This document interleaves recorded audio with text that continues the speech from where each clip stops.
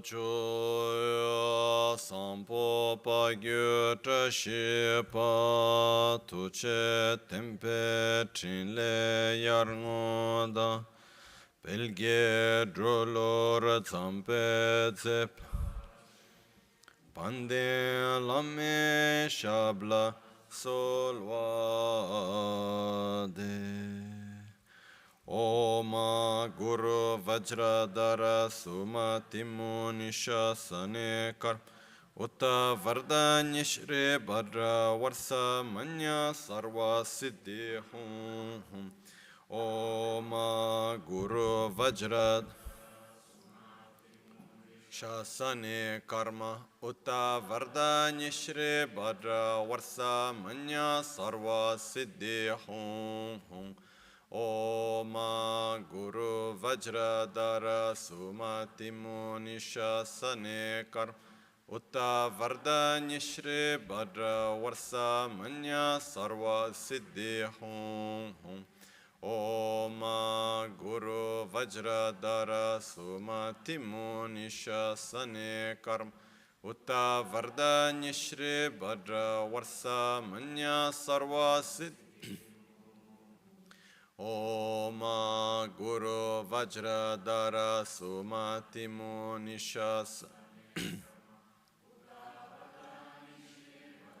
Varsa Manya Sarva Siddhi Hum Hum Oma Guru Vajradhara Sumati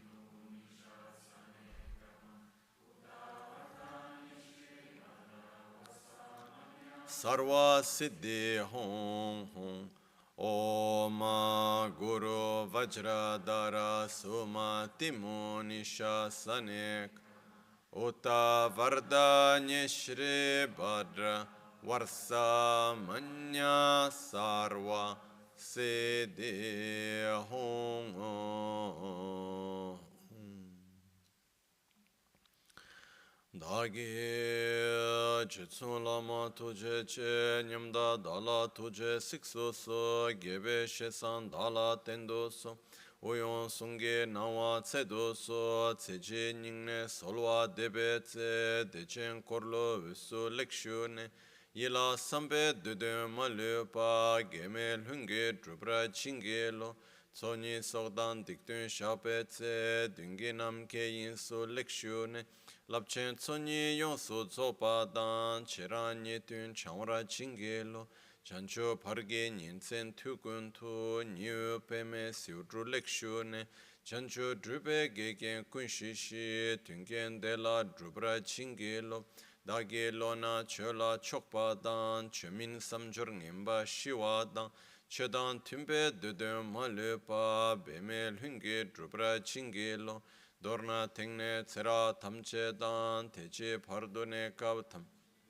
Rese kyamne lama kele me tukche chingi dala sikso so gongyab drewe nyamda dachal Jetsun lame tuje rab gongne kudan sungi nawa dralme tu Nyamsu nyongwe kesan topra sho kewa kuntu yanda lama dan rame cheki pela longche Sadan lamgi yente rabzone dorje change kopa nyurtop sho pakyuke kudan dagelu pakyuke sundan dagi nga pakyuke tukdan dagi yerme chikto chinge lo makyuke kudan Lo ma kyo ke sungdan dagi nga ma kyo ke tukdan dagi yi ten yerme chikto chinge lo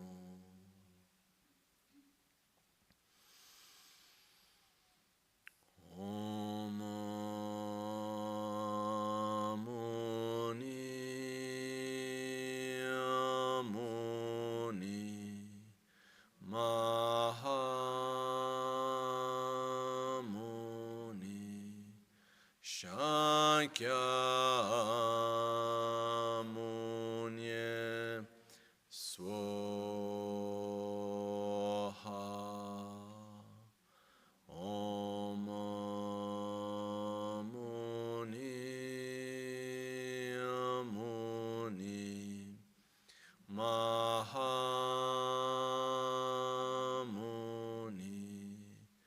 Shakyamunye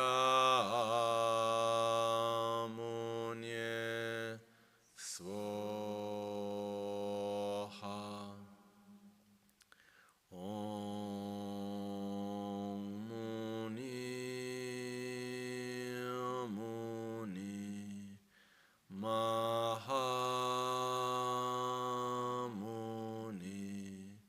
Shakyamunye Svohaya Tayata Gate Gate Paragate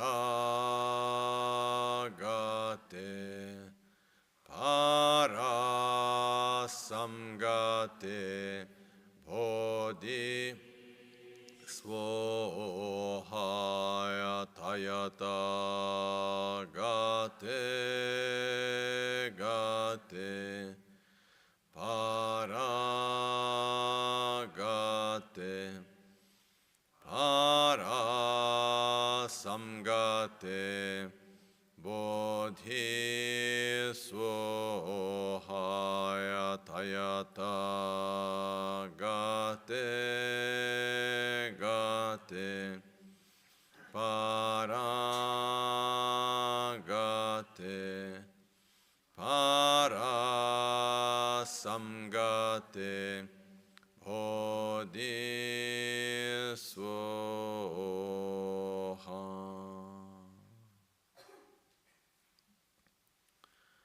Sangye Chudan Tsoge Chonam La Chanchu Pardo Dani Kyapsu Chi Dagi Jinso Gibe Sonam Ki Drola Pinchira Sangye Druparasho Sangye Chudan Tsoge Chonam La Chanchu Pardo Dani Kyapsu Chi Dagi Jinso Gibe Sonam Ki Drola Pinchira Sangye Druparasho Sangye Chudan Tsoge Chonam La Jancho Pardo Dani Kyapsu Chi Dagi Jinso Gibe Sonam Ki Drola Pinchira Sangye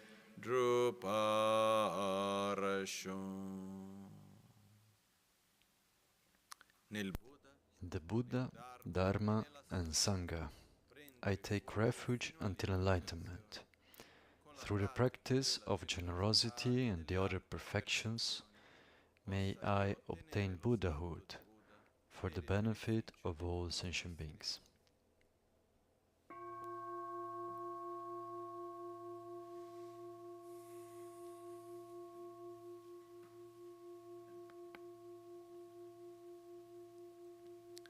Ci mettiamo in una posizione confortevole. We sit in a comfortable position with our back straight but not tense.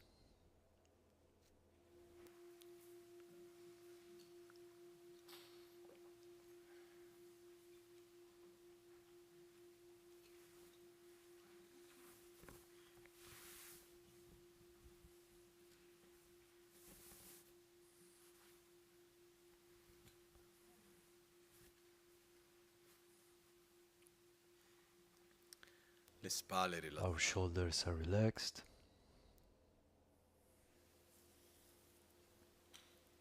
La testa leggera. Our head is slightly forward. La bocca rilassata. Mouth is relaxed, with our tongue resting on our palate. Gli occhi leggermente. Our eyes are slightly closed, looking downwards.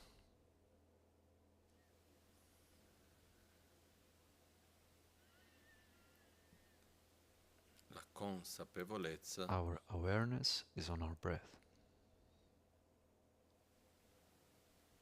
Ci permettiamo di essere presenti. We allow ourselves to be present in the present moment and to bring our mind where our body is.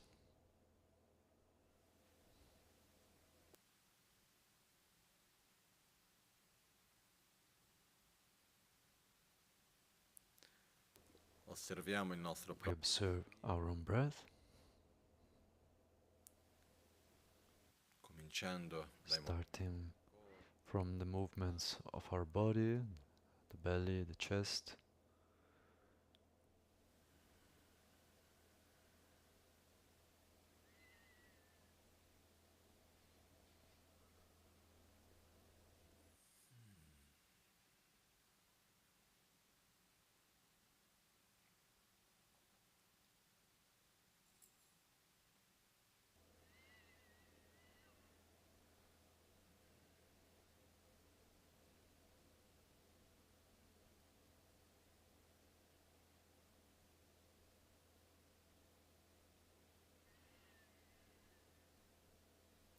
osserviamo la We sensazione observe the sensation at our nostrils of the air going in and of the air going out.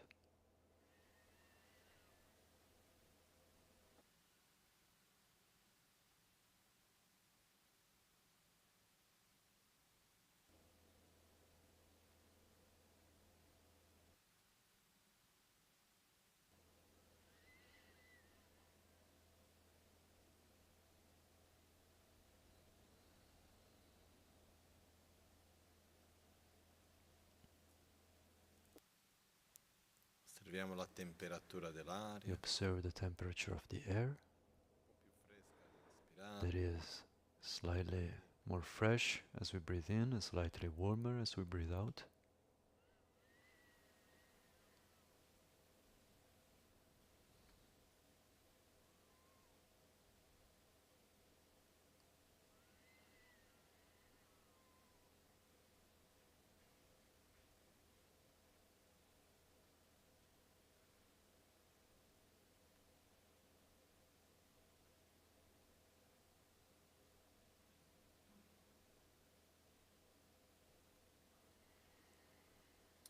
con gentilezza portiamo il With nostro gentleness, we bring our breath to an abdominal breath.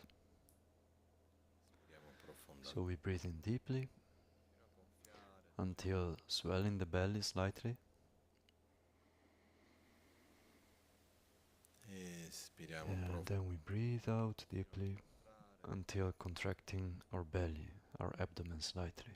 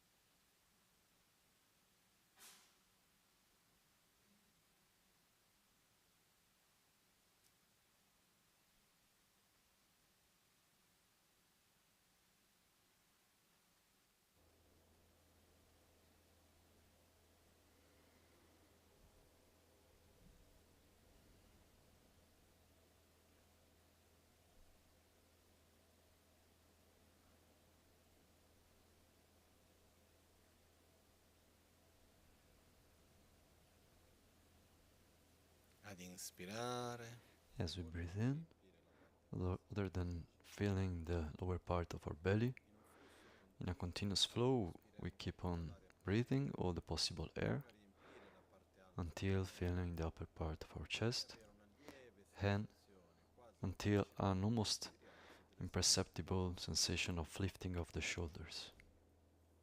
ad espirare, And as we breathe out, sfruttiamo prima la we parte empty first the upper part of our chest and then lastly the lower part of our abdomen until it contracts slightly. Breathe in, feeling the air from bottom to top, and then breathe out, emptying the air from top to bottom.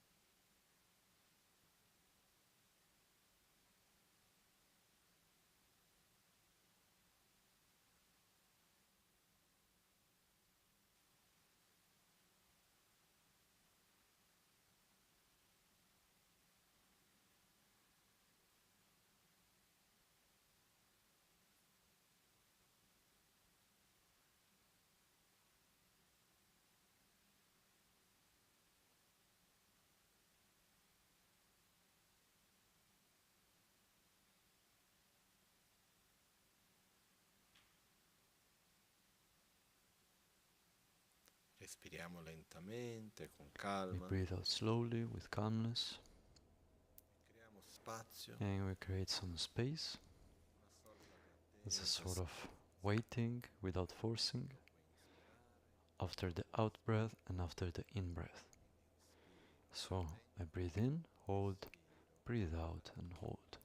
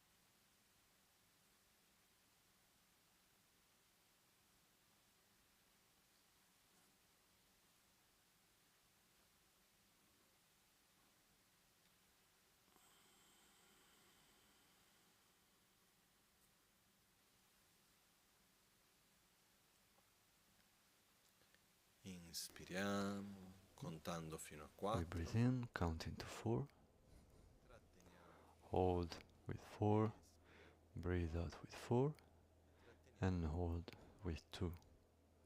Quindi So breathe in 4, trattengo hold 4. 4,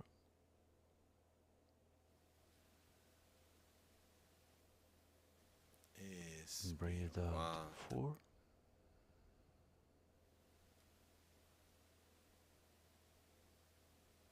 Trattengo 2. hold 2, Inspiro 4. breathe in 4.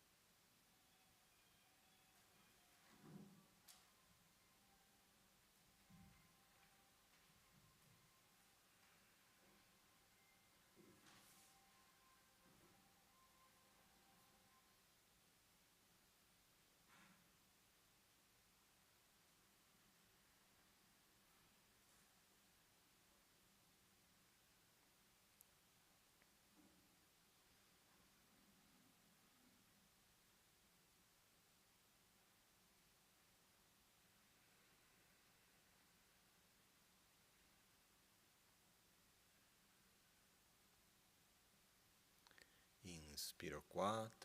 Breathe in 4, Trattengo hold 6, breathe out 6, and hold 3. Quindi So inspiro breathe qua, in 4,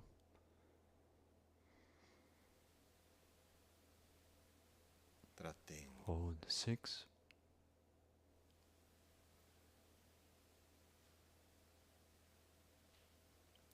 espiro breathe out 6, 6,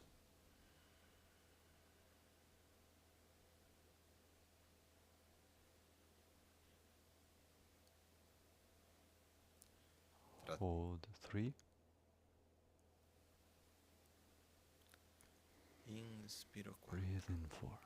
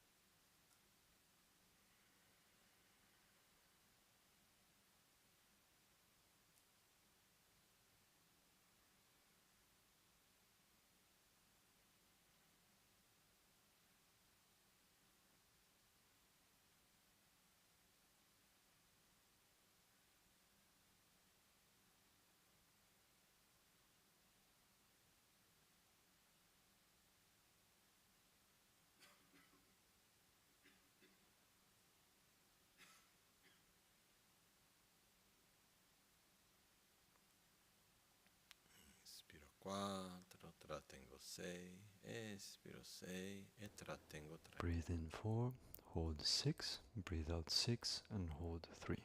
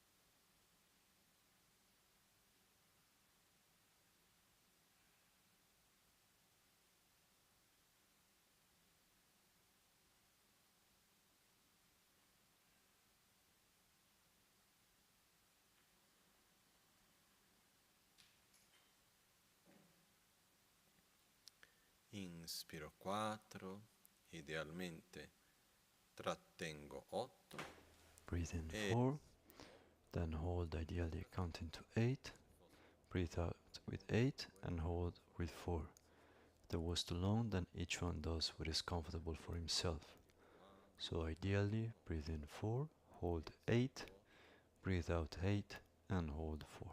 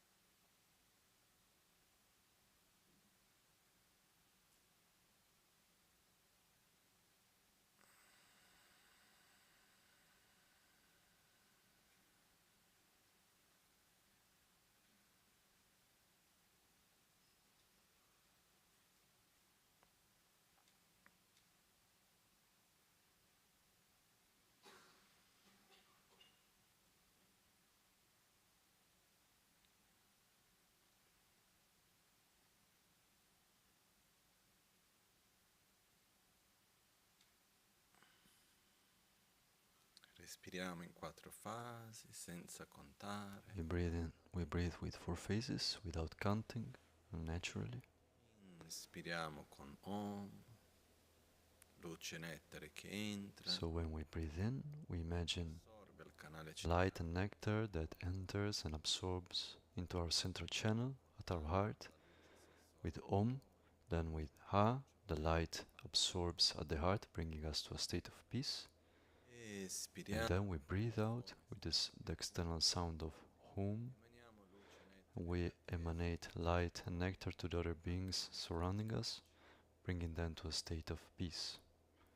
Inspiriamo Om. So we breathe in with Om, hold Ha, and breathe out Hum. So we breathe in Om, the light nectar enters. With Ah, it absorbs at the heart. And with Hum, we breathe out and it emanates to the beings. Breathe in.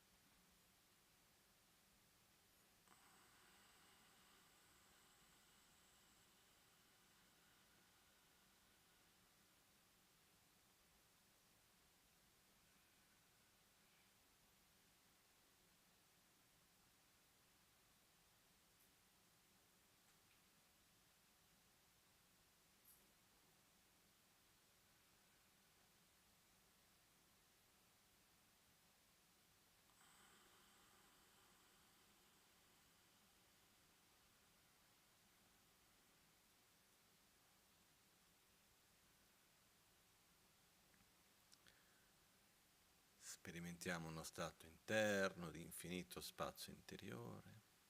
We experience an inner state of infinite space, and the beings around us are in peace.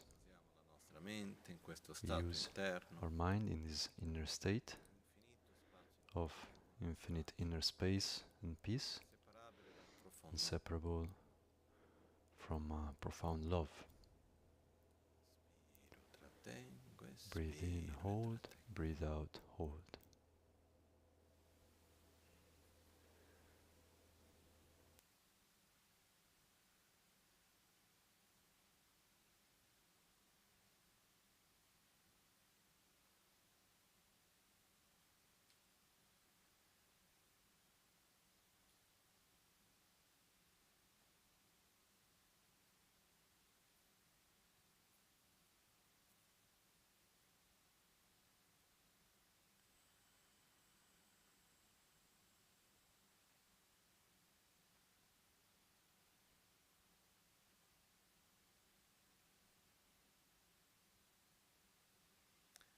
Manteniamo la connessione con questo We keep the connection with this inner space, consapevolezza sul respiro. the awareness on our breath, and bit by bit Riportiamo we l'attenzione bring ai back nostri sensi. our attention to the senses, moving the mouth, opening our eyes, moving our hands.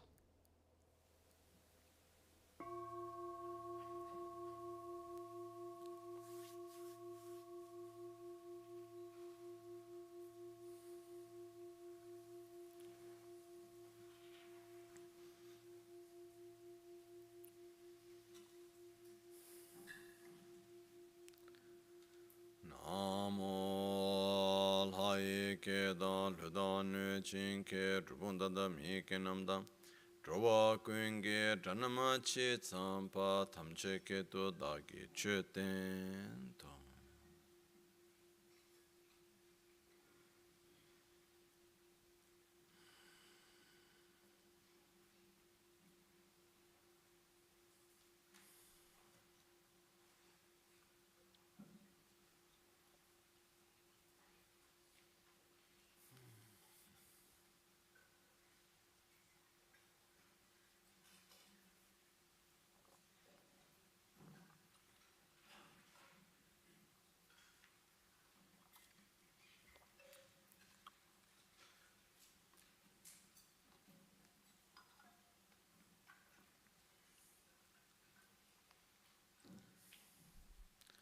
Buongiorno. Good morning.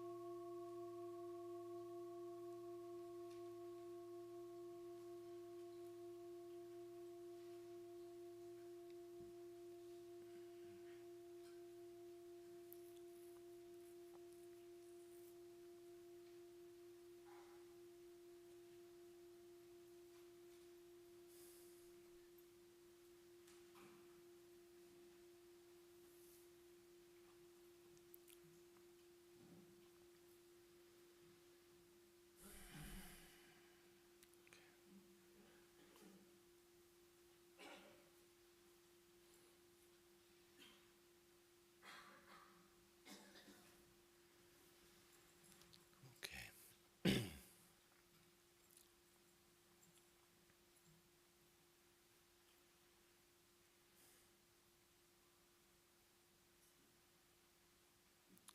Döba chungshi chok shedan cela trintu sowar chas, avendo pochi desideri, sid soddisfatto, e ricambi gli atti. With few wants, remain contented, and repay any kindness you receive. So, starting again from the beginning, the jewel garland of the Bodhisattva, homage to great compassion, homage to the masters, homage to the deities who inspire devotion.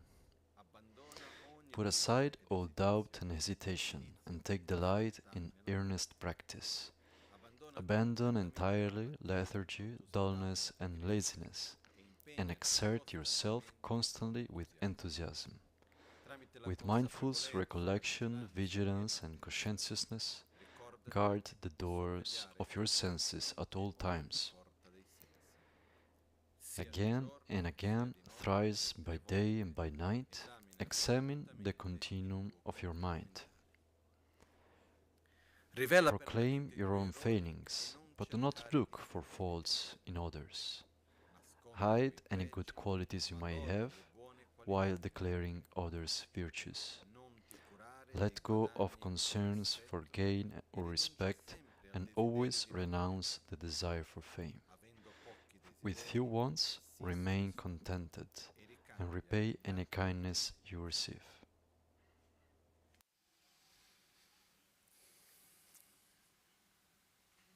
Mi viene in mente It comes to my mind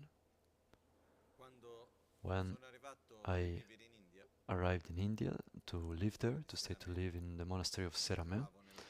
I was in the house of Lama Ganchen.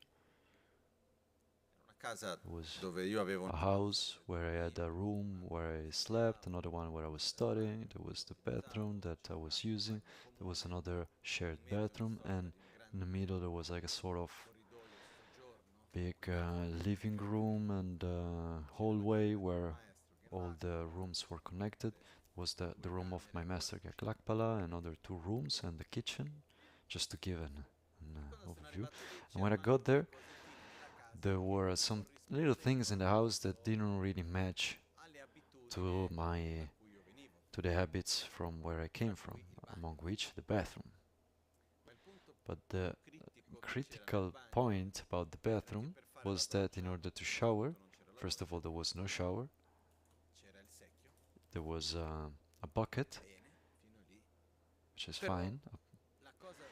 But the thing that was really difficult for me was that the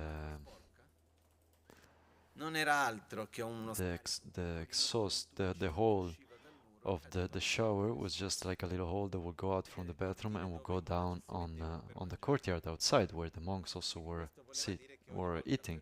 So it meant that every time that I had to use the bathroom, then I had to check the time in order to make sure that there was not someone there that was eating, and the tube was also very small, and so a lot of water was also accumulating in the bathroom. And so after a while that I was there, then I said, okay, let's fix the bathroom, let's make some little improvements. I started to do it. I did a shower, put like hot water, then I fixed the tube, and so that it wouldn't bother anyone. And so since we are already there, then also we put some tiles, we fixed the sink, and we fixed this and that. And because the house had 3 rooms, then there was another one upstairs. It was the bathroom of Lama Kanchan. Then it's not that I just can fix the bathroom that I use, then let's fix all the bathrooms. And then when I was finished with that, and then that it took like considerable time, there was also a moment where we were doing this work, and the plumber had finished. He put all the tubes, the pipes more or less, but he had this way of working. First he would install all the pipes, then the junctures, and then at a certain point he just disappeared, the plumber. And then 1 day, 2 days, and 3 days. Let's remember that we were in the country, the faraway country of India. So like a week passes, 10 days, 2 weeks, and we were with no water, and no plumber, and we tried to find someone in the village because there was no phone to call. And so me and Gaglakpala started to fix this. He left his tools there, and so we started doing it, and it was also fun because like we learned how to do it. We closed the pipes, then we opened the water, and the water was coming out from somewhere. And after 2 days of work, and then the plumber comes, and he was very skinny. Unfortunately, he got sick, and so there was no phone where he works. And simply he arrived. Of course, he demanded to be paid for the work that we did, and somehow we also did, which is fine. But after that part, then I got into the kitchen. Then I said to myself, but also the kitchen will need some improvement. First of all, in the kitchen, we had a sink, a little sink to wash the dishes, which is like a sink from the bathroom, and actually not even like a plate fit there. So every time that one would wash the dishes, then you will get all wet. And so then we bought a big inox sink, and then we put it there, we installed it, and then the fire, and then this and that. And then there was a place in India where there were a lot of bugs, like so many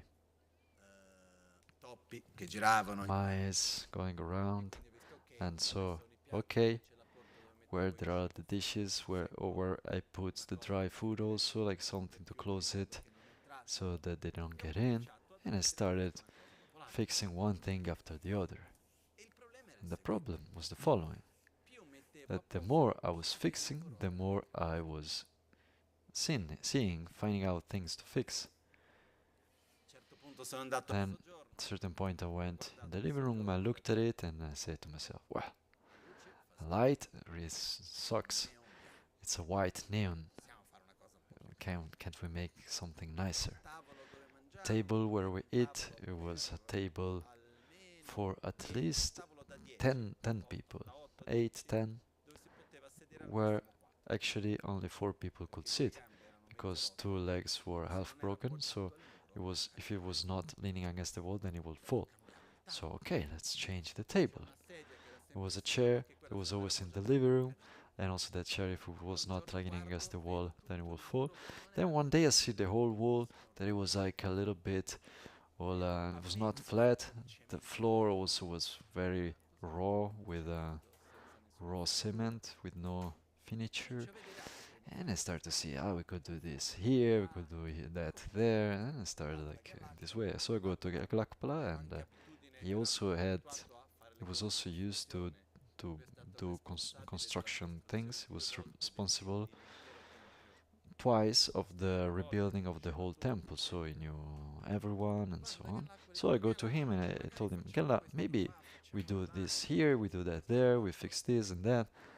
And he looks at me with that gaze that was very simple but very profound. If you believe that these things are necessary, then it's fine. Yes, I can help you, we can do it all. But remember that desire is limitless. That profoundly touched me, because I also wanted to change the windows upstairs, because this sort of little living room, of course, didn't have external windows because it was connected to the rooms, but there were some windows upstairs that were looking at the terrace, and a lot of water was coming from there when it was raining, and there were the monsoons there. So I said, okay, Gela, maybe we change the windows. Why? Because water comes in. How often? When it rains hard, but yes, how often does it happen in 1 year that you have to fill the living room with pots and things? Like 5 times a year? Yes. Is it that difficult? No. Then just leave it like that. Okay. Then we change the table. Why? Because it doesn't work. Well, it works, but if like there are more people coming, then it's not fine anymore. Does it happen sometimes that there are more people coming? Yes. How do we do it? We go in your bedroom. We had a quite big bedroom, like in the Tibetan way, with all the beds around that also function as sofas. And so when there were more people, we would just sit there, and it was fine. Why do you need to change the table then? And the chair, yeah, it works, but just leave it there. Just don't move it. And what it showed me was that the more I have and the more I want, the more I start to do, the more also my standard of what I will want, of what I believe that I need. I create some needs that are not real needs. At that time, on purpose, I left some unfinished work to remember myself that anyway you can never finish. Because otherwise we always have this thing that, okay, since I'm already doing this, then I do that, and since I did that, and then I do that other thing. And the problem is not doing things, doing work. Up to that, it's fine. Like, I don't have any problem with that. It's not that the point. It's not that it's not fine to have a nice house, that it's well refined and everything. The point is that the more I do, the more I have, the more I see what I don't have. And the strange thing is that partly I was more happy when the house had less things that were done. When I started to fix more, then it was as if I had less. Is this clear? Because at the end, how much we have and the value of what we have is based on a comparison, an imputed value on the basis of a comparison. And as I was living there, this is something that entered inside of me. It's like a cultural thing also. Like in Borobudur, when we went every year for a pilgrimage with Lama Michel and many friends, I had my own Birkenstock kind of shoes. They were totally ruined, like really they would open up in front, in the back, but they were comfortable. And was fine with them. And many were saying, no, but you should throw them away. But why? They are working. I'm happy with my slippers, just let me be. No, you should change them and so on. Then what happens? The more you change them, the more you start to see, it's a little bit broken, I need to change it. But the problem is not the fact that you need to buy another pair of slippers. It's not that. The point is how much all of that occupies space in our mind. Because at the end, the most important resources that we have in our life are our thoughts. The most precious resource is our mind.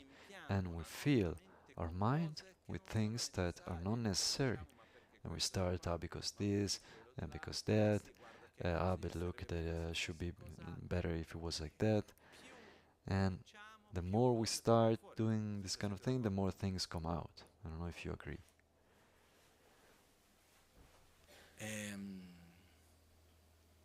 And then, me personally, in myself, I saw a side that if I let myself go, then I get really perfectionist of wanting to do things really nicely.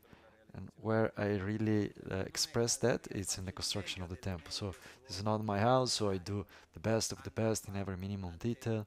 Also here, like the mural, if you look at these paintings that we made here, when we did this work, we worked with such a level of detail that no one is ever able to see, but they are there. But the energy that we put there is another thing.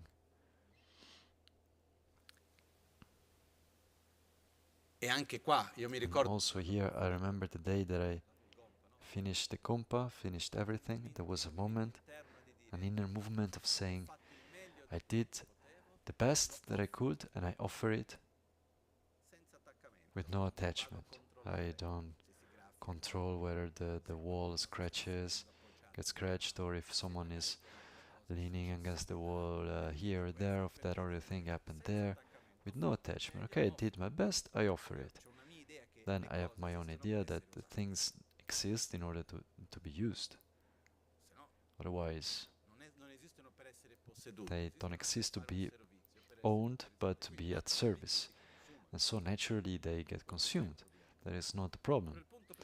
But the main point here is that when Atisha says, with few wants remain contented, it refers to two of the main inner qualities in order to get to a state of inner calmness, a state of calmness, balance, of concentration, and consequently to a state of more depth, greater discernment and wisdom.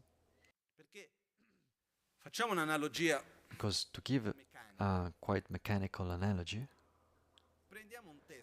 if we take a text and we read it, and to read it in a superficial way consumes a certain quantity of, let's say, capacity of processing. And to read it with more depth demands more of that. So if I need to take a text and just read it like that quite quickly, it's one thing, consumes a certain amount of energy, but if I need to stop and go deeper into it and read what is there between the lines and to go deeper into that, it demands much more energy. And the quantity of energy that we have, our capacity of data processing, elaboration, is very limited. Our brain, if we want to give an analogy with a processor, we are not a multiprocessor system, we have only one. And so we are not able to do multitasking. We have this false idea. But the reality is that no one of us is able to do more things at once. When it seems that we are doing them, actually we are skipping, switching from one to the other, and we are wasting an enormous quantity of energy while doing this. But this is not the point where we should get into details now. But mostly when I'm doing something and I go to something else and then I go back to the previous one, then I also need to waste a part of energy to remember where I was and to correct the cognitive mistakes, because often I don't exactly remember where I was and I need to take back from that. And it's also for this that I invite you to remove from our lives as much as possible interruptions. This means to optimize our resources, inner resources. And so some advice that I gave the other day, and I repeat it, that is not so difficult also, it's to turn off all the notifications from the phone. Provate. Try. It's not so difficult. Another thing, to create the habit, sometimes to create the important act of switching off the phone completely. I don't know, does someone of you have the phone with you? Take it, a little moment. Just a simple thing. Aside from the fact that maybe someone uses this to take some notes, in this moment we do a brave action. With mine you have to press two buttons and then do turn off, switch off. No airplane mode, you just switch it off completely. Because what happens is that this object that is terrifying, until it's on, then it has a sort of hidden technology that maintains like a sort of thread that make us remain in contact with that object. It's a bit like what I saw, for example, that we can have with a person or with an animal. When I go out for a walk with my dogs, I see that as long as I have a mind contact with them, then, and I'm attentive, then they are with me. But the moment that my mind goes somewhere else, and I remove the contact, the thread, that link that was with them, then they go somewhere else. And it's strange that this object, when it's on and it's close to us, there is like a thread. A part of our attention remains there. And so to turn off the notifications and to allow ourselves also some moments where we don't allow that object to get in between our thoughts. So what do? We turn it off completely. And I also take the opportunity to say that when we enter this sacred place, as a minimum to put the phone in airplane mode and possibly to switch it off, and possibly even better to leave it outside the room. So if someone uses it to take notes, well, you can buy a little notebook, because to write by hand it's much better than to write with the phone, from the point of view of memory, of what works inside of ourselves and so on. Because when we write, then we verbalize, so it helps us remember. To write by hand gives us much more rather than writing with the phone. If one can't really do without that, then we can make a little exemption, but that's something that we should be careful about. So, okay. So what happens is that in order to have a level of greater depth, to have the energy and the power of processing to go deeper into something, then I need to free that processing that at this moment is consumed by something else.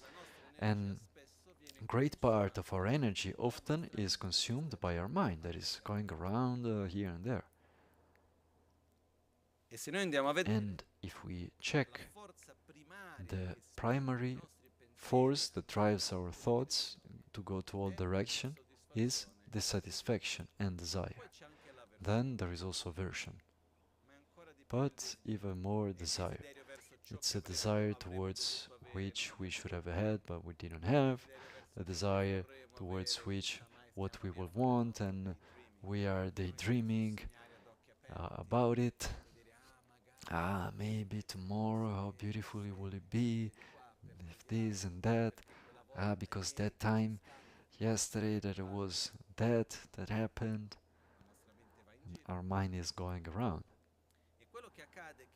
And what happens is that when we obtain a desire and we try to satisfy the desire by holding the object of desire, the more we do it, the stronger it becomes that sense of need.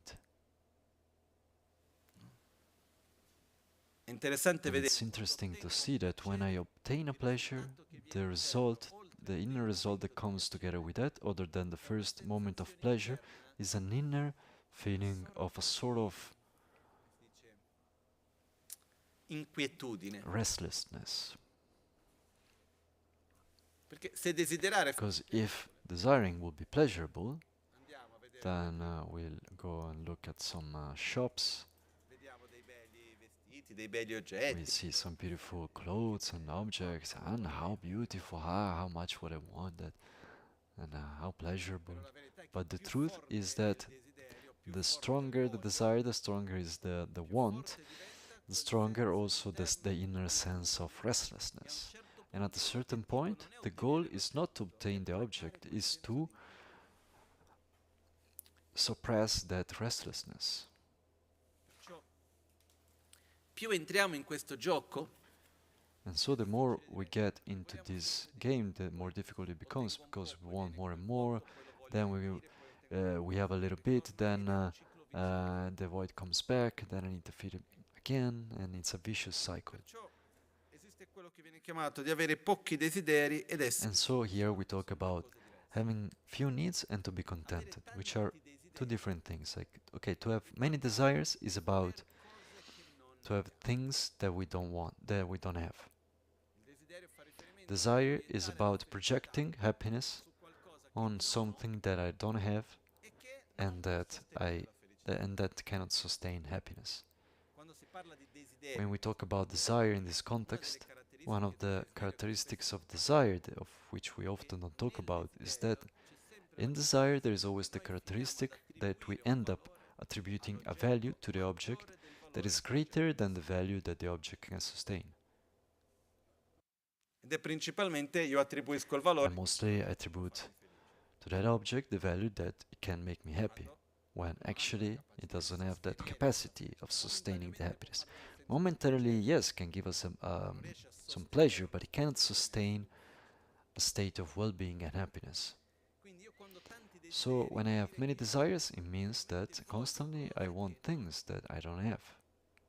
l'insoddisfazione riguarda Dissatisfaction is about what I have, e vuol dire and it non means dare that valore I don't give enough value to what I have. vuol dire vedere It che means quello che that ho non è buono I see abbastanza, that what I have is it's not good enough, it's not big enough, it's not beautiful enough, and so on.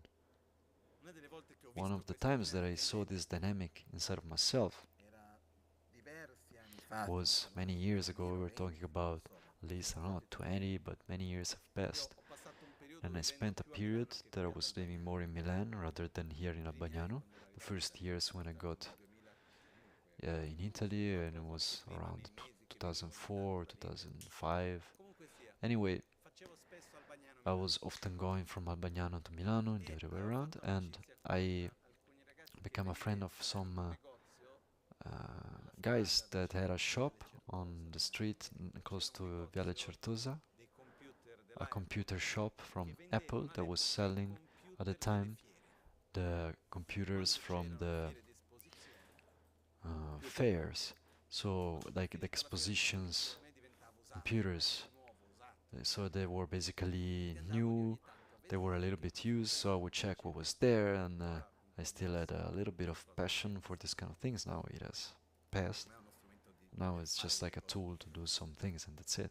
E mi ricordo un giorno And I per remember caso one passo day per that by caso, chance, I per mean, strada, I'm mi just fermo okay lì, on the street actually, it's vado a not by vedere chance, e and I avevo stopped visto che there era and uscito un nuovo I saw that a new model came out, and I was like, wow, how beautiful. e non appena ho visto che era And uscito as quel soon as nuovo I saw that modello there sono was that new cascato model, then perfettamente I all'istante. ended up, Ah, che bello che hai questo, I che was accurato. caught perfectly by the advertising. Entro nel How beautiful negozio that it has con this la and voglia that. di And so I get into the shop with the want for e that c'era il object. desiderio And per so there was quello, desire for no? that E I don't have, and the insoddisfazione per quello. satisfaction for what I E have. quello che ho che andava So bene what I non had andava più was bene. already fine, but at that point it was not E fine allora lì anymore. comincio a parlare con il And ragazzo so che I mi started to vendeva talk with the questo guy that was questo there at the modello shop, that was sincere e with guarda, me, mi and dice he tells guarda me, questo and he nuovo looks at me, modello fa un look, this new one is a bit of sembra bello eccetera, però a questo trick. I problema, mean, it quell'altro seems problema, nice, hai but it has dovuto this problem, mettere that quello hai problem. What you have dovuto is much aggiungere better, questo so it's pointless guarda to questo change qua now. quest'altro Look e ci here sono and there, voluti and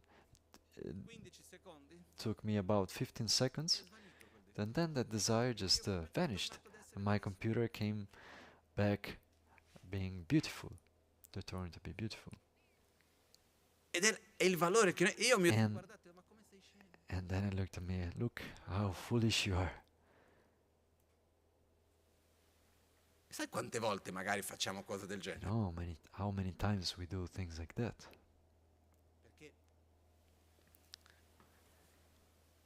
La soddisfazione Because satisfaction doesn't happen from obtaining the object of desire. Satisfaction comes from giving value to what we have, not by obtaining what we don't have. l'insoddisfazione spesso The satisfaction often comes from comparing to something that we don't have. And this is about material objects, physical appearance, attention from other people, an infinity of things.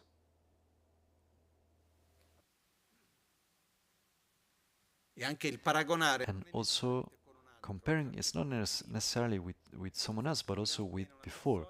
For example, okay, we love a person, we are not very much in contact with that person, and then one day she looks at us with tenderness. Today she looked at me. Tomorrow she still looked at me. How beautiful. And then she caresses me. Wow. But then what happens is that, okay, already the fact that she looks at me is not good enough because there is another point of reference. Then one day we're there every day, and then it's not enough because like there is a growing, and with desire there is also the projecting of happiness on something that it cannot sustain it. So after a while that I was able to obtain that object, and the object doesn't satisfy my happiness anymore, then who's the guilty? Of course, of the object. Because if first I was happy with you and now I'm not happy anymore, then it's your fault. Oh no. Isn't it? Ovviamente no. Of course not, but we live it like that. What happens is that it's in the nature of desire to bring the satisfaction. The nature of obtaining the object of desire is the satisfaction. And even if we check from the point of view of chemistry, is the satisfaction. The higher the peak of dopamine, the deeper the fall. There is no such thing as an experience of pleasure with dopamine, where one has the pleasure and remains in that pleasure for long. It doesn't exist. Already, serotonin, which is connected to satisfaction, is much more long. And oxytocin, which is connected with affection and connection, touching and seeing each other. Then there is some pleasure that lasts longer, like a peak, but that then has a longer wake. And it's in the dopamine doesn't have it, and it's in the nature of desire. And so there's also this way of saying he who is satisfied is rich, and he who is dissatisfied is poor. Because it doesn't matter how much I have. If I am dissatisfied, then that is never enough, and so there is that void feeling. When there is satisfaction, great. Like the story of the socks of Keklakpala. I've shared it many times, but anyway, definitely there are those that haven't heard it, so, and I like it. Because it has a fundamental point as an example, this story. When I went to Keklakpala and I brought him as a present from Italy 2 pairs of socks, some socks of Scottish wool, Bordeaux color, beautiful, high, like long.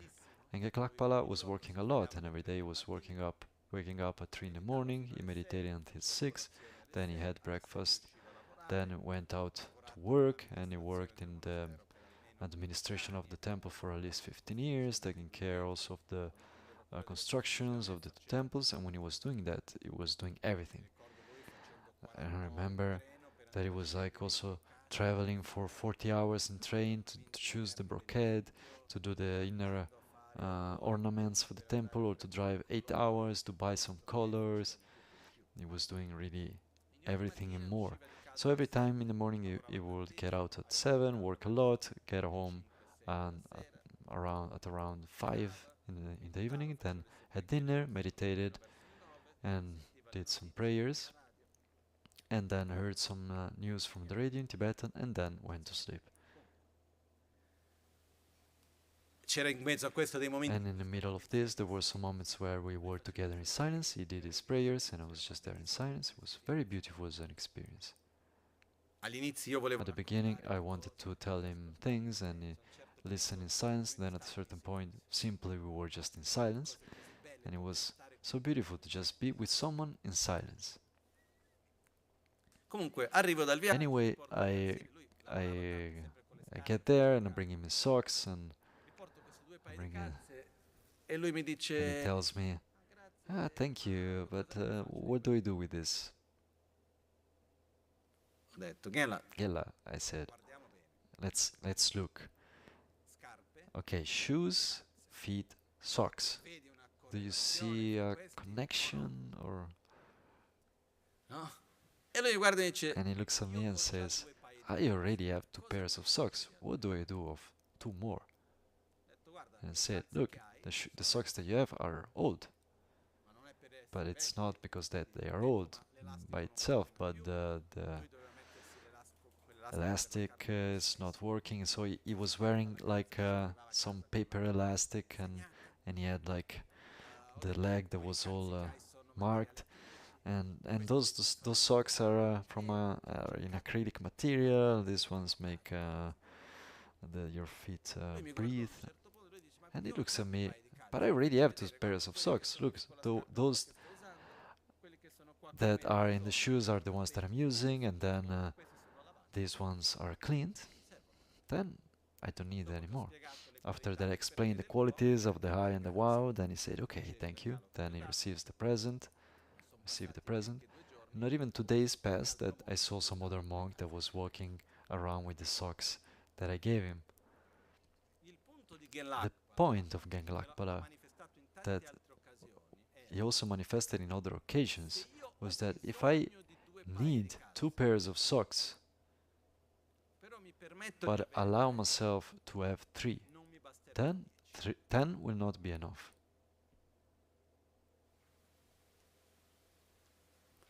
Why? Because when I go beyond the threshold of the need and I start to allow myself the want and not the need, then it's endless.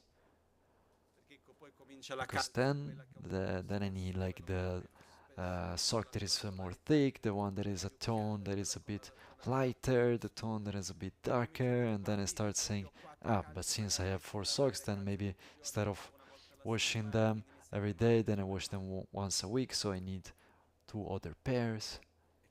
And like this, then one thing takes another. And his attitude was, okay, I'm happy with 2 pairs, why do I need 3? And he was right. Because what happens is that when we are able to distinguish what our needs are from those that are our wants, our wishes, and we are able to give importance to the needs, to welcome them, and then the desire becomes like a sort of caprice. Okay, if it's there, then it's fine. If it's not, then it's fine anyway, because it's very easy to then become slaves of desire and of wants. Me, some time ago, there was a friend here with her little daughter, which was probably like 3 or 4 years old. And then at a certain point I realized that every 2 seconds then the mother was there asking to her, but what do you want? Do you want this? Do you want that? And then at a certain point I told myself, what poor child. Like, okay, first, to take decisions is not easy. It generates stress. This is really like a chemical thing. Every time that there is a decision, there is a small point of stress. because in front of any decision there is a small threat. Maybe it's fine, maybe it's not fine. Is it the right thing or not? Also in choosing, shall I eat pizza or pasta? There is a little moment there, and we take so many decisions every day. The other thing is that since when I'm very little, as I have someone that asks me, what do you want, what do you want, what do you like, and they ask me since when I'm very little, the message that I'm receiving is that I can have what I want, and that is the priority, and not what I need. When for us, actually, the most important thing is not our wants, but our needs. It's not that one has to suffer and cannot have what we want. Okay, no, I like one thing, I cannot have it without too much stress and everything. Okay, it doesn't create too many problems. You cannot have it also. Okay, that's fine anyway. Life, pleasures, we should enjoy them. So if I like, here, like I said the other day, I have my water with saffron. There is no mystery, just hot water with saffron, nothing really special. Like Tibetans drink it often, and I like it. I enjoy it. Then if it's not there, then it's not there. It's fine anyway. The main problem is when we are not able to make a distinction between the need and the desire, and we become slaves of the desire. Is this clear? And so, the more I have, the more I want. And the more I want, the less I have. But the action that we should do is, first of all, to start to distinguish what my needs are and what my desires are. And actually, to do this action of observing and recognizing our needs is a beautiful act that is very strong and that is not so obvious. I don't know how often each one of us has looked at himself and tried to list what his needs are.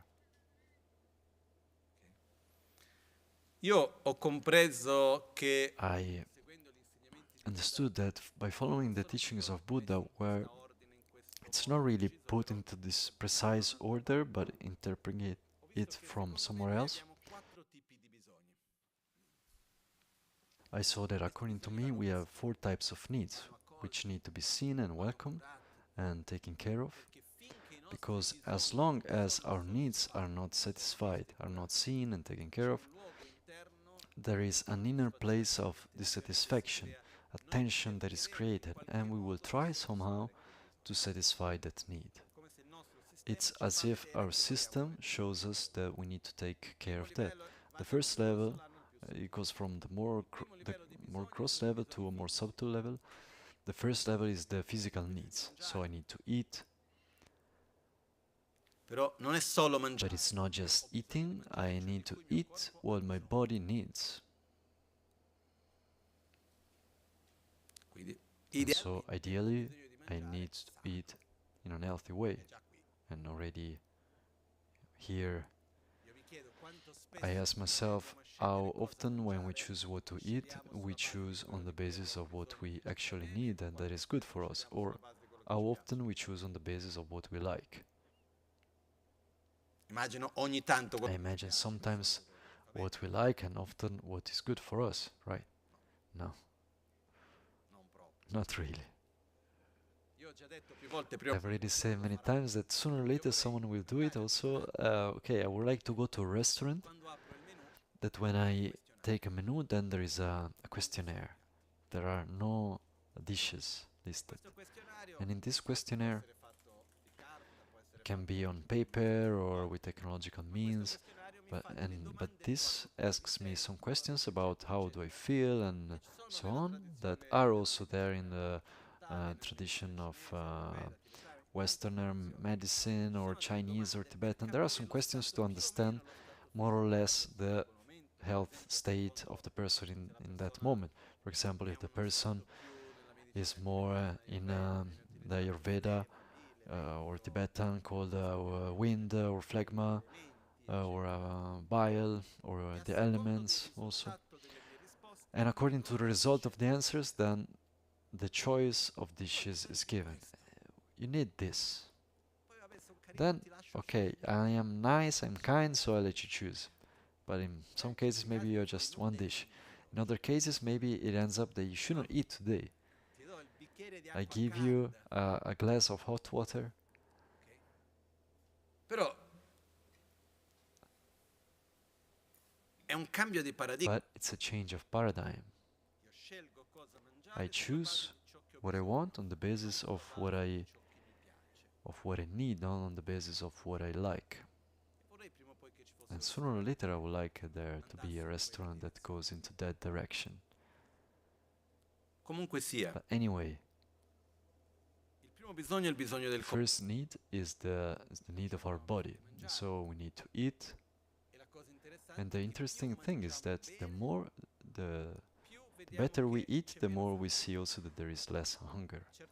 Sometimes the worse we eat, the more our body shows us that seems that there is not enough, and our hunger increases. We need to drink. Also here, we need to drink what is good for us. Abbiamo bisogno di digerire, We need to digest di buttare fuori quello che and to expel what our body doesn't need. abbiamo bisogno di riposare, We need to rest. abbiamo bisogno di muoverci. We need to move ourselves. Nella medicina cinese In una Chinese medicine, once it was told me, look, an healthy body is a body that does 4 things naturally without effort. It's a body that has appetite when it's time to eat. If one doesn't have appetite, then there is something wrong. It is a body, okay, so a body that eats when it should eat, then is able to do the result without any problem, so it doesn't have problem because it goes too much the bathroom or because it can't go. terzo punto, Third point is a body that is able to sleep well, doesn't have problem with sleeping, and wakes up with energy. So a body that has strength and energy to move and to do things. A body that is ductile, in the sense that is available to move, to do things, and there is energy. So, in order to understand whether a body is healthy or not, it means that, okay, if I eat well, if I poop well, if I sleep well, if I move well, if there is energy, and at the end it's like these 4 things. And I ask myself very often in our lives, these 4 basic things are there or not? io una volta parlavo con Once I was talking with a doctor friend to check if we could make some supplements based on Tibetan medicine. Okay, we will need something to sleep, like to calm, to remove some stress. One for the problems like of se noi andiamo a vedere sono or constipation, un altro anche per dare and another one also to give energy, like a tonic. se noi vediamo spesso And if we queste 4 cose non avvengono check, like when these 4 things don't happen spontaneously, don't happen well, it means that we're not taking care of our health. So if I'm eating well, then I have also appetite to eat, I don't have problems to digest, then if I sleep well, then I have more energy during the day. These are all things that are connected one to the other. So the first need is the physical need. e già qua se And here already, if we start to observe our physical needs with a little bit more attention profonda and going deeper, vedremo che non sempre we will see that not always we really welcome them. e non c'è niente di And male there is nothing wrong in eating what we like. però ogni tanto But sometimes we can give room for a little desire, but another thing is the daily life. e ricordiamoci solo questo And let's just remember that our state of health, these 4 actions, depend mostly on our lifestyle. noi purtroppo cerchiamo di We unfortunately try to solve these things with pills, often. in order to sleep, to digest, to go to the bathroom, to have energy, and so on. I remember a book that I was reading, I don't remember the name right now. It was telling, it was a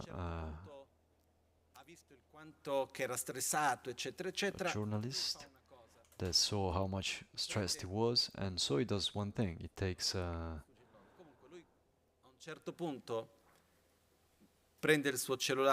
his phone and gives it to someone else, and takes an old laptop that didn't have network connection, and goes in a small island close to England where almost nothing is happening, like with very few people, and stays 3 months there with no phone, no internet, with a lot of books in front of the sea.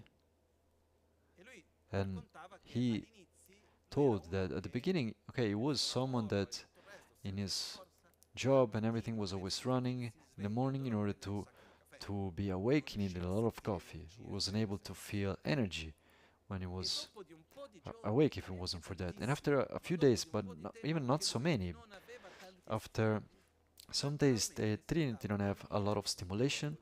Naturally, he would just go to sleep after a little bit after the sunset. Didn't have internet, didn't have phone, just his books, not many people to talk with, and so he would go to bed early. Then he woke up in the morning with energy, and then after some days he forgot about coffee. He really didn't want it anymore. Like he really forgot. Like his whole life drinking coffee every day. And okay, without coffee, didn't feel energy, didn't feel awake. And when he started to go to sleep earlier and to wake up naturally with after a sleep that gave him energy, then he felt energy. After a while, he felt like meeting people, so he would go to the center of that small town and we would meet people, chat with people, where he saw also the beauty of the other, connected with the other. Then he came back and went to be on his own. There was a moment of abstinence where he wanted like his phone and internet, and it was difficult and everything. But I remember really this aspect where he said, at a certain point, I didn't need coffee anymore, and I was doing well. Like I had some energy that I didn't have since when I was a teenager. We need to eat well, to sleep well, to wake up well also. These are part of our needs. And I don't want to be boring, even though I am, is one of the things we need is to decrease our sensorial stimuli, because if from the technology, because if before going to sleep I have a lot of that, then I sleep badly, I wake up badly, and so on. So the first need to observe is the need of our body. Second need, which is okay, about also the need of the body, there are also material needs, like I need to have food to eat, I need to have a place that protects me from the heat, the cold, all those that are the material needs. And if we check the greater majority of us, to not say everyone, because I don't know the details and lives of everyone, but looking like this, I will say everyone, do we have all our material needs covered? Yes. Second type of needs, emotional needs.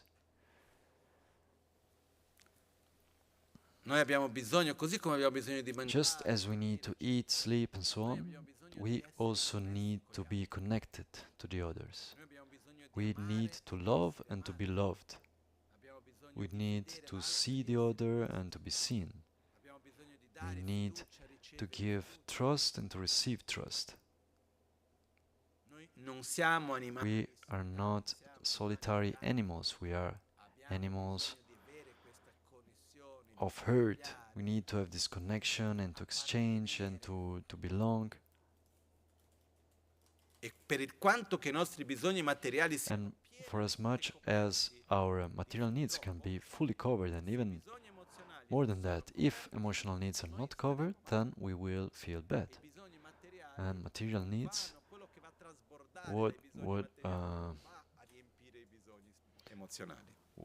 what is in excess from the material needs doesn't go to cover the emotional needs. We need love. We need to love.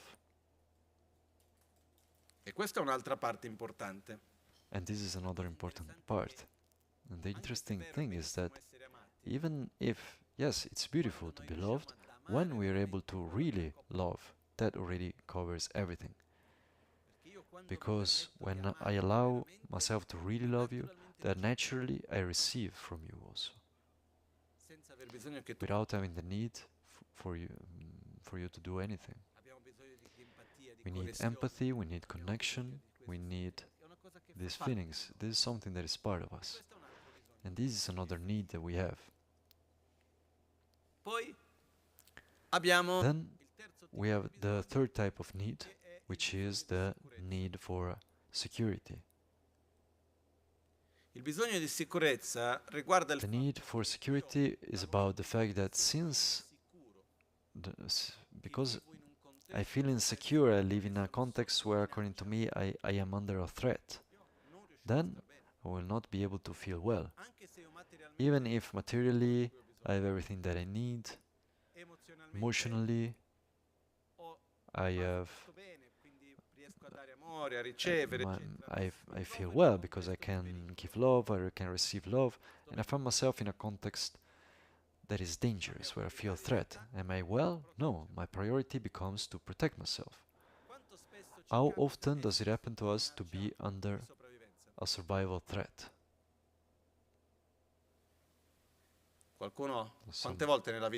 How many times has it happened to you? Maybe just once, and that is already a lot in general. How often have we felt under threat? Very often. How often do we find ourselves in front of something that we see as a threat? Like write an online post. What if people don't like it? I do something at work. Maybe it's not right. I need to go to school and give the exam. What if I did it wrong? And so on, and etc. We constantly have a quantity of mental threats that is tremendous. But when I'm in front of a threat, I react with stress. That is, the reaction in front of a threat is either I fight, or I flight, or I freeze. These are the three possible reactions. But as of today, it may seem strange. We live under many more threats than our ancestors did. Our ancestors, which had a lot of survival threats actually, because also like physical ones, like the winter came, then they would suffer the cold. But also without going too much far away, like our grandparents, great-great-grandparents, in winter, did they feel cold? Yes, definitely. Today, is there someone that really suffers cold? Like if he wants to, yes, because inside of a house there is the heating, also in the car we have good clothes. But strangely, even if today we don't have physical threats, then we create so many mental threats.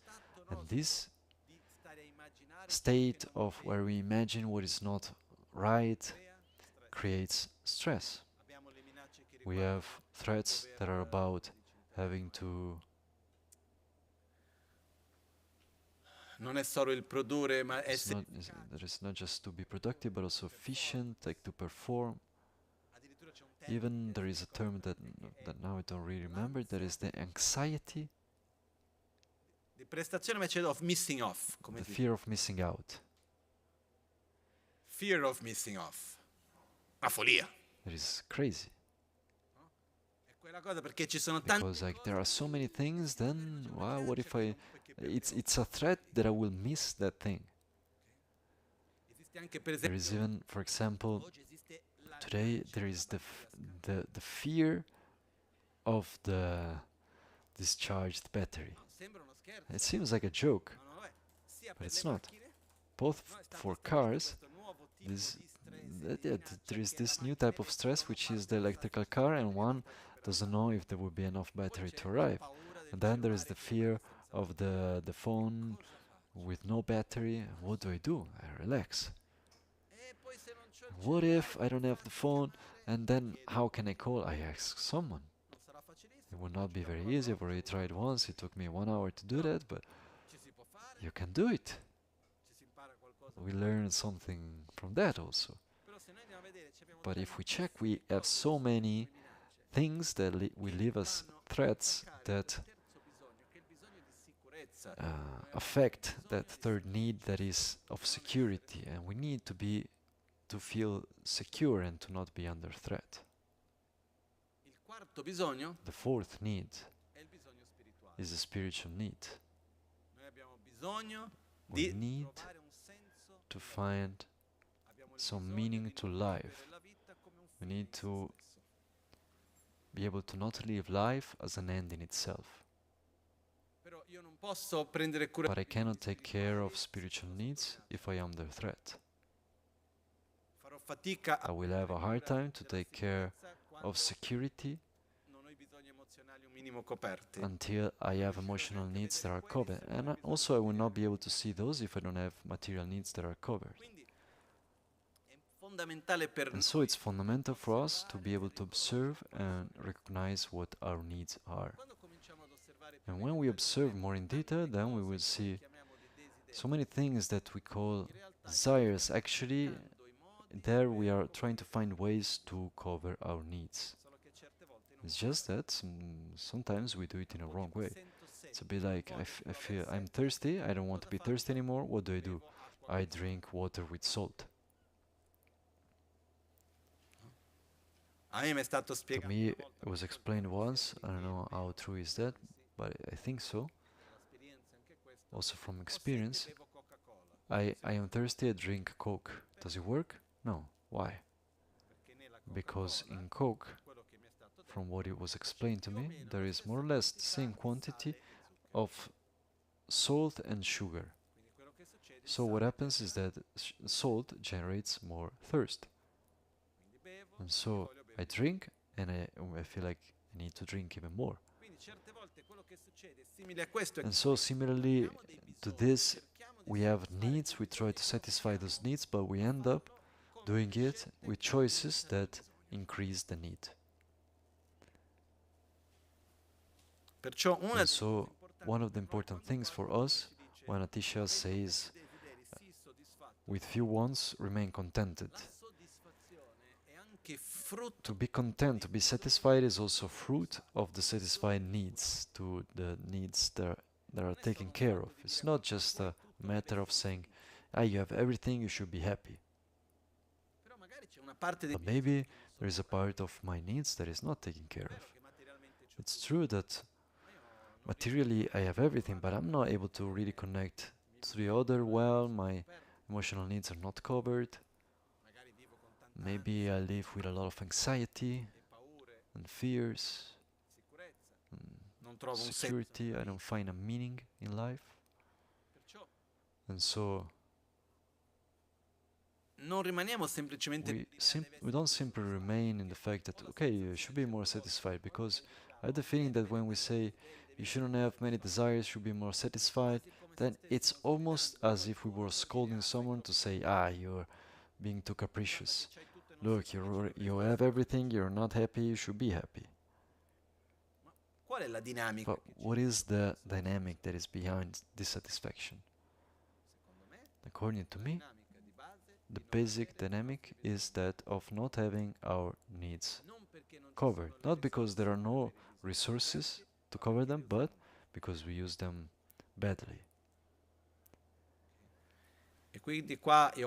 And so here I open a door for each one of you to go through your path of research to see and to... One of the things that we can do also is to list our needs and to verbalize them, to recognize them, and for each need there is a way to satisfy it. And the most interesting thing is that with emotional needs is that it's very beautiful to be loved. Everyone likes it. But even better is to love. And here also there is a rule for the needs, that we recognize our needs, and in looking for a way to satisfy them, the rule is that I should look for something that depends on me.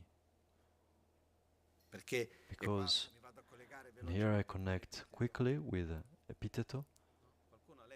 Did someone read the manual of Epiteto? Epiteto. Epiteto. Did someone read it? Okay, someone. Okay. Read it. Not all, just maybe at least the first pages, which according to me are the most beautiful ones. And it's a very beautiful text that carries us, just like the Buddhist philosophy books.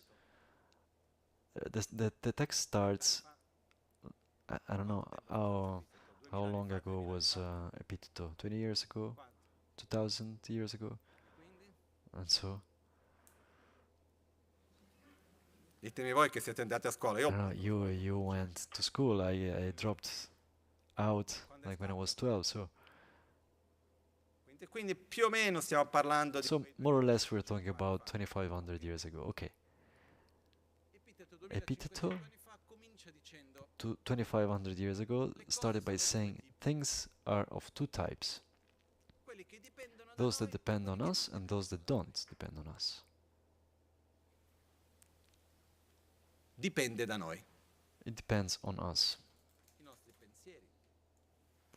What they depend on, for example, our thoughts, our values, our choices, our actions. Non dipende da noi. It doesn't depend on us, what others do, think, the surrounding environment, and he even adds the body. Let's remember that he was a slave. So what happened to his body didn't really depend on him. So even what happens to your body doesn't depend on us. What happens inside of you depends entirely on you. And he was also going a bit to an extreme. There was a time where his owner, so to speak, broke his arm, and he said, "Me, I will not suffer, I will not be..." And until he broke his arm, he didn't react, because how I feel, how I react depends on me, not on you. That was, okay, an extreme. But at the basis, okay, there is what depends on me and what doesn't depend on me. Okay, we maybe place the body in between the two. My thoughts, my choices, my actions, do they depend on who? On me. What the others think, what the others do, or don't do, and so on. It depends on them, not on me. And then, right after that, it says, happiness is fruit, is a result of taking care and having control of what depends on me, and to let go the control on of what doesn't depend on me. Suffering is the result of trying to have control on what doesn't depend on me, and not trying and not having control on what depends on me. In other words, he said that suffering comes from trying to have control on what the others do, what the others say, what happens around us, and to not have control on our thoughts, on our emotions, on our choices, on our values, and so on. And happiness is the opposite of that. When we see our needs, when we look at our needs, one of the basic rules is that in order to satisfy them, I need to base myself on the resources that I have, that I possess. On what I have, on what I am, on what depends predominantly on me. And of course, then there is also the interaction to the other, and that is also important, but I need to rely on what depends mostly on me. So, on making this list of our needs and in checking what are the possible solutions to satisfy those needs, we use those resources that depend on us. I invite you to start the list by starting with the physical material needs, applying also another important rule. The closest starting point to reach any place is where I already am. It's pointless to say, I know that I will need to have less thoughts, a mind that is more clear, more stable, more present, without stressing myself for this and that. For that, I should have already been, I should have already done, but where am I now? I need to start from where I am today, not from where I would have wanted to be. And so the starting place, the closest starting place to get to wherever I want to go, is to start from where I am. Otherwise, I would just keep on saying, how beautiful if I could meditate for 3 hours with a perfect concentration, it would be really good for me, but I can't do it. And then eventually you don't even start. So to always start from where I am. So the closest starting place to reach any place is where I already am, and the shortest path is the one that I'm able to do. It's pointless to say, it would be shorter if I would do like that, but I'm not able to do it. So what is the shortest path for me to take the other one?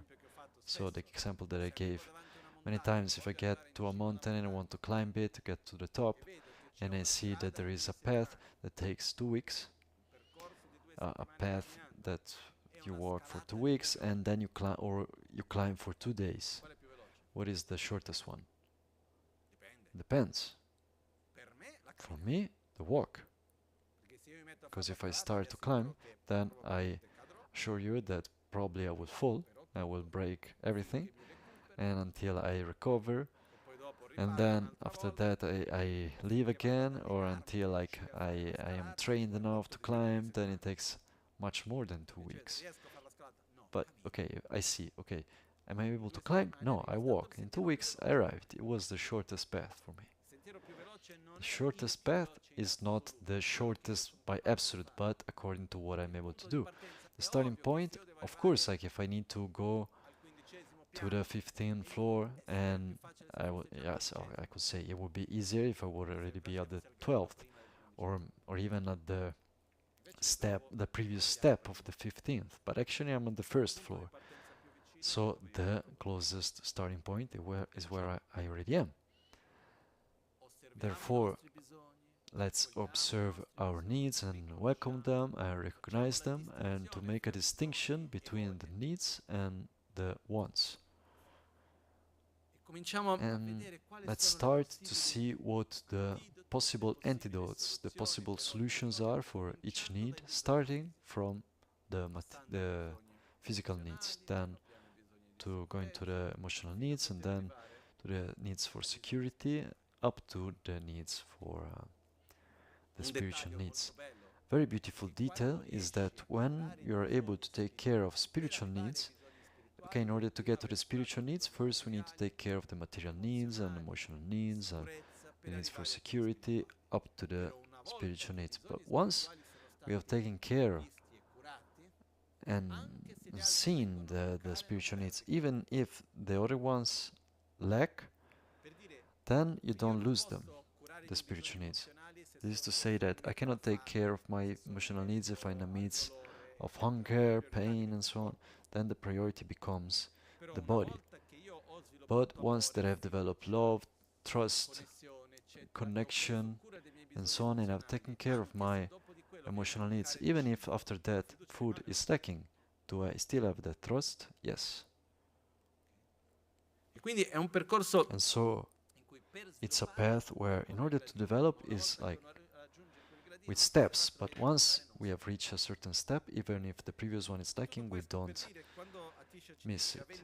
And this is all to say that when Atisha says, let with few wants remain contented and obey any kindness you receive, is to allow ourselves to be kind, to practice generosity, to offer to the others, which is another very important point, which of course we don't open now because otherwise we go too long. But the point that I want to mainly bring is that you only say that we should have few wants and be satisfied. The reality is that it doesn't work. But to recognize our needs and to make a distinction, okay, is it a want or a need? It's a want, okay, I can have it or not. It's a need. At that point, I do it. And also when we have a want, we ask ourselves, is it good for me or bad for me? Even yesterday we went for a walk, and as I went down I felt like I wanted to eat an ice cream. So I wanted to check, okay, me, I cannot eat milk, and so I look at it and I take the ice cream in my hands, and it was like, do I need it? Is it good for me? No. And so, okay, a bottle of water, and I enjoyed it without the feeling of sacrifice. Because there is no sacrifice, there is love towards oneself. Ah, how beautiful. And then, when I take the ice cream and I enjoy it as much as possible without any problems, but the point is to be able to discern, okay, what do I need, what do I like, without being a slave of the desire. This is the main point. Remembering ourselves that the desire, okay, with the ice cream it's easier, but the real desire is that is difficult to face is the one of power, of recognition, of image, and so on. The strongest desire, absolutely, and the strongest attachment that we have is to have the world around us according to how we think it should be, to have the other behave in the way that we think that it should, to have that thing in a certain way. We have an idealized image of the surrounding world, including ourselves, and that is our greatest attachment. And this is also an enormous something that tricks us. And so, one of the reasons for which I really like this text is that in a few words is able to give us a direction that has a lot inside of it. So when Atisha says, with few wants remain contented, inside of this it says, let's discriminate what my needs are and what my wants are. Needs, we have to see them, we have to take care of them. About the wants, when it's something that is not bad for us and is possible and so on, okay, that's welcome, we can enjoy it. When it's something that actually we see that it's bad for us, that it's difficult and that it's not there, that's also fine without it. We don't become slaves of those desires. Someone could say, hey Lama, it's easier to say it than doing it. Yes, I agree, but first we need to say it, then we need to desire it, to then be able to bit by bit do it. But it's possible. And the most beautiful thing of this, and so like this we conclude, the more we are able to take care of our needs, the more our needs calm down.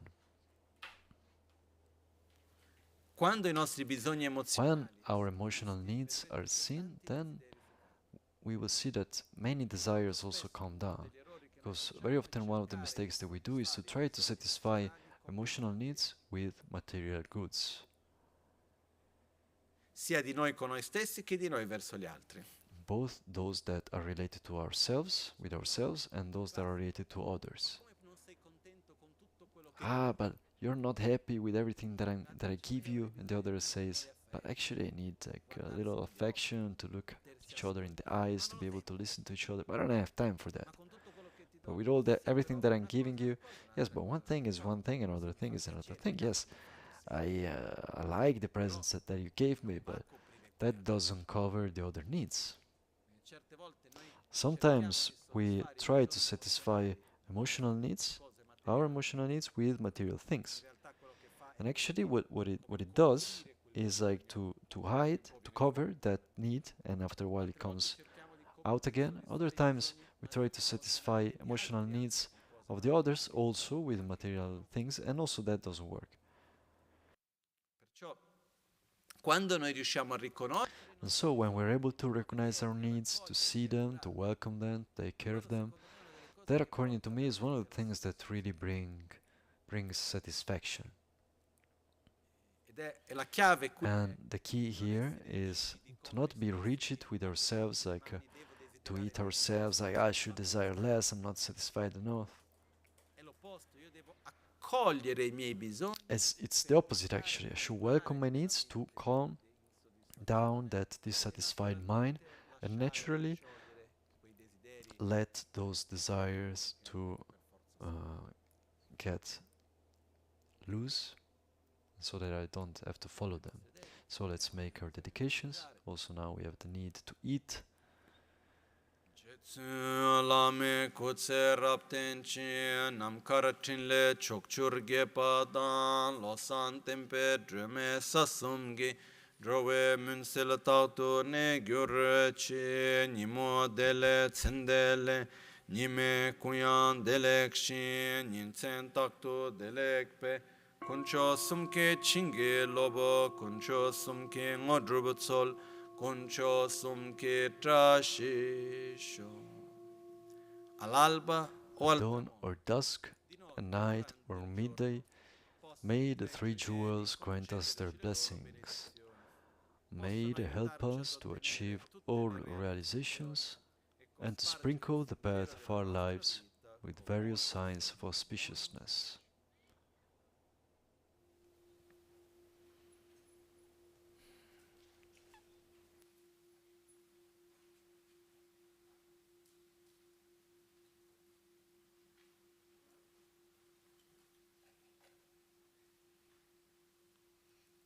Buon appetito. Grazie a tutti. Thank you everyone. And today I think that the meditation of a tree, we will do it here because according to the weather it will rain, and it's okay that we want to be Spartan in the nature and everything, but under the rain according to me we have some difficulties, so we meet a tree here.